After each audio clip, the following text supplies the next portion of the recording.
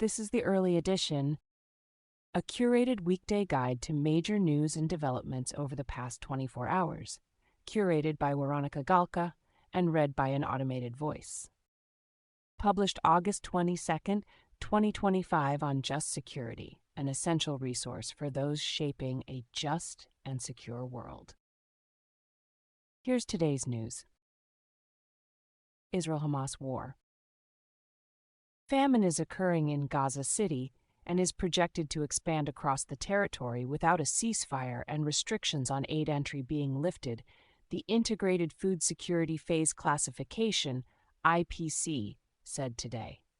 The assessment, issued by the world's leading authority on food crises, is the first time the IPC has confirmed a famine in Gaza.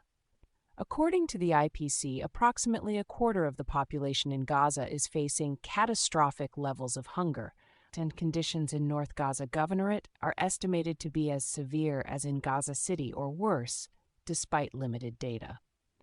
Israel's Foreign Affairs Ministry rejected the IPC's report, accusing it of publishing a fabricated report based on Hamas lies laundered through organizations with vested interests. Sam Mednick and Wafa Sharafa report for AP News. BBC News reports. The critically low supplies of fortified milk and special nutritious pastes are exacerbating food shortages in Gaza and pushing greater numbers of children into starvation, 3 hunger experts and aid workers from 6 agencies told Reuters. Dawood Abu Alkas, Olivia Lepotovan, and Nidal Al-Mughrabi report. Gaza City could turn into Rafah and Beit Hanun unless Hamas agrees to Israel's conditions for ending the war, Israeli Defense Minister Israel Katz said on social media today. The 2 areas were reduced to ruins following Israel's military operations earlier during the war. Separately, Gaza City's Shifa Hospital said that at least 17 Palestinians were killed today amid Israel's escalating activity in the city. Wafa Sharafa and Sam Metz report for AP News. James Gregory reports for BBC News. Israeli Prime Minister Benjamin Netanyahu yesterday said that he had ordered negotiations for the release of all hostages and an end to the war in Gaza on terms acceptable to Israel, and that the Israeli military still intends to advance plans to take control of Gaza City. Netanyahu did not specify to whom he gave the order or what proposal is being discussed. Tal Shalev and Mitchell McCluskey report for CNN. Israel-Hamas war international response. As of Friday morning, 28 countries, including the United Kingdom, France, Germany, Australia, Canada, New Zealand, and Japan, signed a statement urging Israel to allow immediate independent foreign media access and afford protection for journalists operating in Gaza. The text of the statement was released by the Intergovernmental Media Freedom Coalition Group. Tom Bateman reports for BBC News. Russia-Ukraine war, U.S. and international response. U.S. and European military chiefs yesterday developed options for providing security guarantees to Ukraine and presented them for appropriate consideration to their national security advisors, the Pentagon said in a statement. A source said that the final details of the proposals are yet to be worked out, with European countries set to provide the lion's share of any forces and Washington still determining the scope of its role. Idris Ali and Jonathan Landay report for Reuters. U.S. Secretary of State Marco Rubio yesterday told European counterparts that the United States would participate in post-war security guarantees for Ukraine, though he did not provide a detailed vision of the guarantees to which the U.S. government might commit, according to a European diplomat. Kylie Atwood, Haley Britsky, Zachary Cohen, and Isabel Khurshudyan report for CNN. U.S. National Intelligence Director Tulsi Gabbard on July 20th directed the U.S. intelligence community not to share information about the Russia-Ukraine peace negotiations with the Five Eyes Intelligence Alliance, according to multiple U.S. intelligence officials. The alliance comprises the United States, the United Kingdom, Canada, Australia, and New Zealand. According to the sources, Gabbard's directive prohibits all foreign dissemination of analysis and information related to the negotiations and extends to limiting the distribution of material to foreign agencies that created or originated the intelligence. The memo does not appear to limit the sharing of information not related to the talks or not gathered by the U.S. intelligence community. James Laporta reports for CBS News. Russia-Ukraine war. North Korean leader Kim Jong-un yesterday said his heart aches for soldiers killed while fighting for Russia in its war against Ukraine, a rare admission of Pyongyang's involvement and losses in the war. North Korea's top military officers have also returned from Russia, according to photographs published yesterday in Pyongyang's KCNA state-run media. An analyst from the Stimson Center, a Washington, D.C.-based think tank, said that the officers' return signals Russia's confidence that it can hold the Kursk region by itself. Jesse Young and Gawon Bae report for CNN. Dassel Yoon reports for The Wall Street Journal. Their global developments. Iran's foreign minister will hold a conference call with his French, German, and British counterparts in order to avoid the reimposition of UN sanctions related to Tehran's nuclear program, Iran's state-run IRNA news agency said today. According to IRNA, the EU's chief diplomat will also join the call. John Gambrell reports for AP News.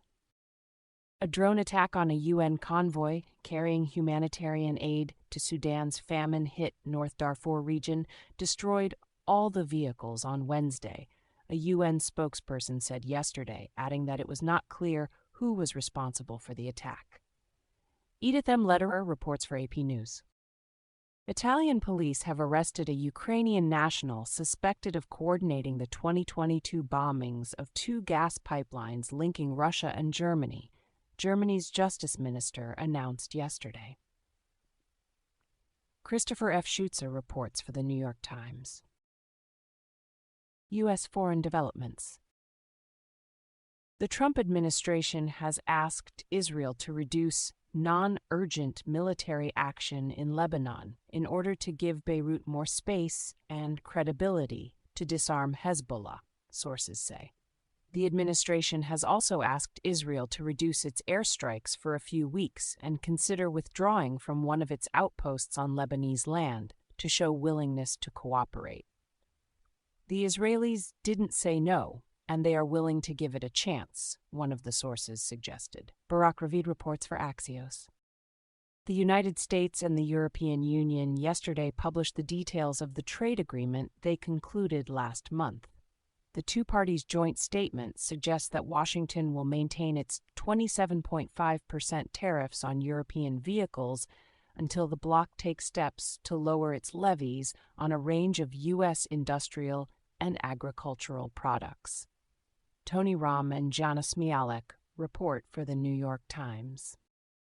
The Trump administration has initiated an investigation into foreign wind turbines that could result in the imposition of tariffs on their imports to the United States, according to a federal filing released yesterday.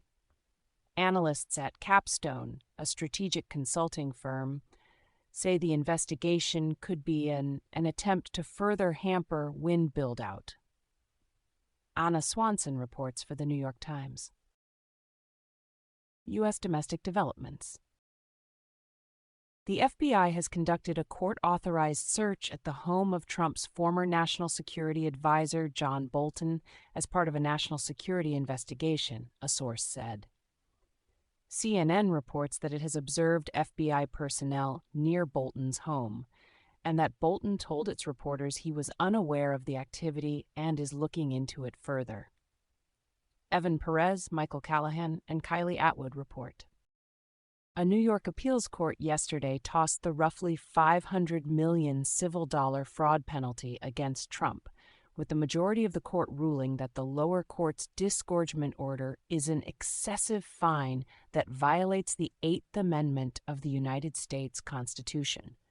The court, however, upheld Trump's liability for fraud.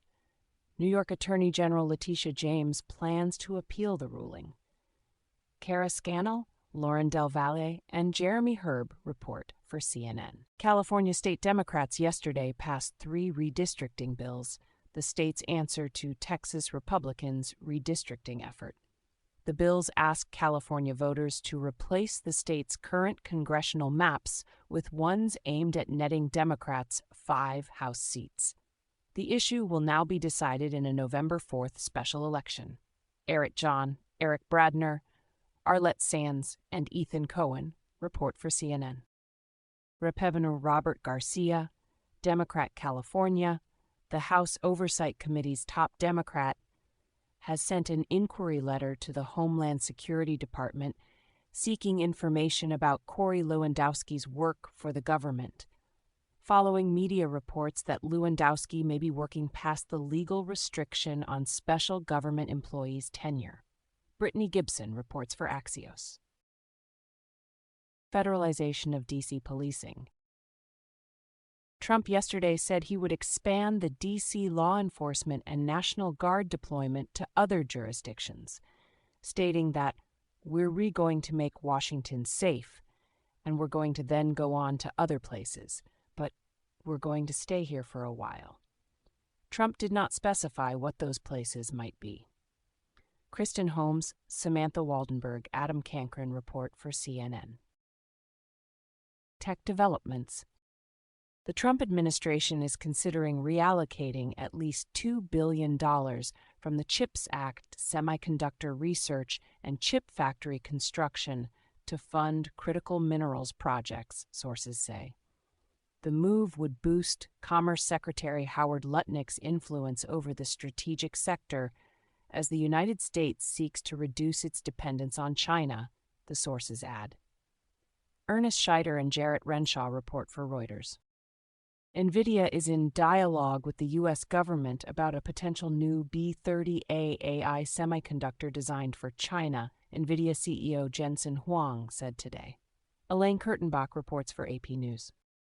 Billionaire Elon Musk and social media firm X have reached a tentative settlement with former X employees fired as part of Musk's cost-cutting measures, according to a Wednesday court filing.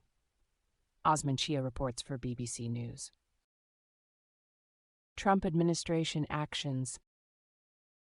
The Trump administration is preparing to lower the recruitment standards for FBI agents under a plan pushed by FBI Director Kash Patel and his deputy Dan Bongino, sources say. According to the sources, under the new recruitment strategy, new classes of FBI recruits will receive less training and no longer be required to have a college degree. Current and former agents say the plan appears to be a part of Patel's larger effort to steer the agency's focus away from tracking national security threats to fighting street crime. Devlin Barrett and Adam Goldman report for the New York Times. The FBI Agents Association wants lawmakers to be aware that FBI Director Kash Patel is making personnel decisions without providing the due process protections, despite testifying that he would honor the internal review process of the FBI during his confirmation hearings. The association's president, Natalie Barra, wrote to Republican and Democratic leaders of the House and Senate Judiciary Committees. According to Barra's letter, the former FBI acting director Brian Driscoll, Washington Field Office Assistant Director Stephen Jensen, and several other special agents were not accused of misconduct or given an opportunity to defend themselves before their employment was terminated. Holmes Lybrand reports for CNN. Homeland Security Secretary Kristi Noem's spending review rules are holding up hundreds of projects that officials deem critical to protecting national security and advancing Trump's immigration agenda, internal documents seen by the New York Times suggest. In June, Noem introduced a rule requiring her to personally approve spending over $100,000. The documents suggest that as of July 30th, at least 530 spending requests were awaiting her approval, with at least 1,500 other requests awaiting preliminary review before being sent to her desk. A DHS spokesperson said that as of Monday, Noem did not have a single contract on her desk awaiting signature. Maxine Joselo, Alexandra Berzin, and Eli Murray report. Joe Francescon will be the next Deputy Director of the National Security Agency, Director of National Intelligence. Tulsi Gabbard and Defense Secretary Pete Hegseth confirmed in a statement yesterday. Francescon previously served in a number of roles at the Pentagon and the White House during the first Trump administration. Prior to Gabbard and Hegseth's confirmation, far-right activist Laura Loomer said that Francescon's name had been sent to the Presidential Personnel Office for approval. John Sakalariadis and Maggie Miller report for Politico. The Health and Human Services Department yesterday revoked more than $12 million in grants for California's Pregnancy and Sexually Transmitted Infections Prevention Program, claiming it had found multiple examples of gender ideology content in the program. Anamita Kaur reports for The Washington Post. The HHS has also permanently fired 600 employees at the Centers for Disease Control and Prevention. A union representing the workers said. Many of the staff were already on paid administrative leave. The union said the firings exacerbated the trauma experienced by CDC staff in connection with the recent shooting at CDC headquarters. Madeline Halpert reports for BBC News. The Office of Management and Budget has apportioned only $2.9 billion of $6 billion allocated by Congress for the President's Emergency Plan for AIDS Relief, PEPFAR, for the current fiscal year, according to PEPFAR staffers and budget documents. Stephanie Nolan reports for The New York Times. In an unsigned article, the White House yesterday listed exhibitions and materials mentioning race, slavery, transgender identity, and immigration at 7 Smithsonian museums, increasing the pressure on the institution following Trump's criticism, alleging it is too focused on divisive and negative aspects of U.S. history. Janae Kingsbury, Sophia Nguyen, and Maura Judkis report for The Washington Post. More than 750 Health and Human Services Department employees on Wednesday alleged that Health Secretary Robert F. Kennedy Jr.'s dangerous and deceitful statements and actions have contributed to the harassment and violence experienced by CDC staff in a letter to Kennedy and members of Congress. The letter, which points to the August 8th attack on the CDC's headquarters, also argues that Kennedy is complicit in dismantling America's public health infrastructure and endangering the nation's health by repeatedly spreading inaccurate health information. Maya Goldman reports for Axios. Trump administration litigation. In a 5-4 decision, the Supreme Court yesterday allowed the Trump administration, for now, to halt almost $800 million in National Institute for Health grants for the study of health issues in minority, gay, and transgender communities. The court's majority ruled that the grantees should have sought to have the funding reinstated in a different court and lifted a lower court order directing the NIH to restore the grants while litigation over the funding termination proceeds. Chief Justice John Roberts and the court's liberals dissented from the majority opinion. Justice Amy Coney Barrett joined the majority. Josh Gerstein reports for Politico. Justin Juvenal and Derek Hawkins report for The Washington Post. John Fritz reports for CNN. Trump's former personal attorney, Alina Habba, is not lawfully holding the office of United States Attorney, a federal judge ruled yesterday, stating that she has been holding the post without legal authority since July. The judge wrote that Habba must be disqualified from participating in the cases handled by the U.S. Attorney's Office for New Jersey as the office's leader, and her actions in New Jersey for the past 7 weeks may be declared void. The Trump administration last month tried to use a loophole to keep Habba in place as the top NJ federal prosecutor after district judges refused to admit her into the post. Rai Rivard and Matt Friedman report for Politico.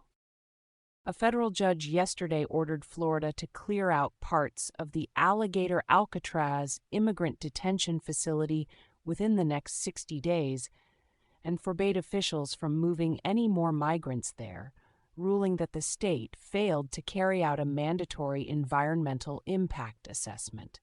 Florida has appealed the ruling. Lori Raza reports for The Washington Post. Kimberly Leonard, Kyle Cheney, and Josh Gerstein report for Politico. The State Department unlawfully withheld visas from 7 dozen people selected for entry to the United States under the so-called diversity visas program while implementing Trump's June travel ban, a federal judge ruled yesterday. The judge found that the individuals won the visa lottery in May 2024, a year before Trump's imposition of the ban. The ruling could have broader implications for the approximately 29,000 others in a similar situation. Zach Montague reports for The New York Times. Mario Guevara, an Atlanta-based reporter detained by ICE while reporting on a June No King's Day rally, has sued Homeland Security Secretary Kristi Noem and Attorney General Pam Bondi for his immediate release, the American Civil Liberties Union of Georgia said yesterday. Guevara, who is a Salvador national, contends he is the only journalist in the country currently jailed as a result of reporting. Gregory Svirnovsky reports for Politico. Thank you for listening to Just Security's early edition today, August 22, 2025. If you enjoy listening, Just Security's analytic articles are also available in audio form on the justsecurity.org website.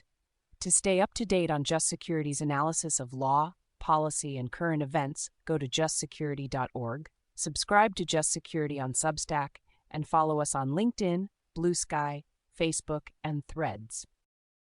In case you missed it, yesterday on Just Security. The APA authorizes universal stays of agency action under 5 U.S.C. Section 705 by Jordan Asher.